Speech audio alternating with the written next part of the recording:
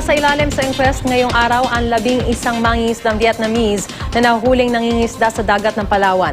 Natagpuan sa kanilang barko ang 50 naglalakihang pating na pinutulan ng palikpik. Balitang hatid ni Connie Sison. Natsyempohan ng PNP Maritime Special Boat Unit ng foreign fishing vessel na ito habang nangingisda sa karagatang sakop ng Taytay, Palawan noong Miyerkules. Pero higit sa pangingisda sa ating karagatan, mas nakapangingilabot ang nadatna ng mga otoridad sa loob ng barko. 50 naglalakihang pating ang nadiskubre na karga ng fishing vessel.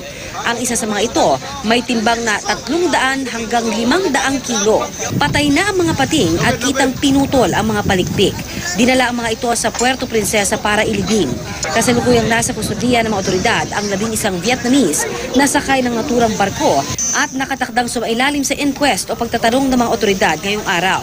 Mahaharap sila sa asunto na posibleng madagdagan pa kung mapapatunayang endangered ang mga hinuli at pinatay nilang pating.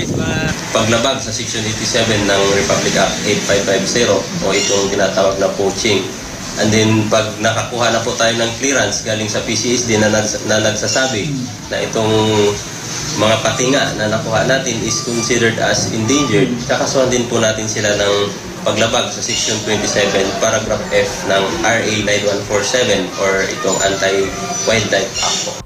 Connie Sison, GMA News.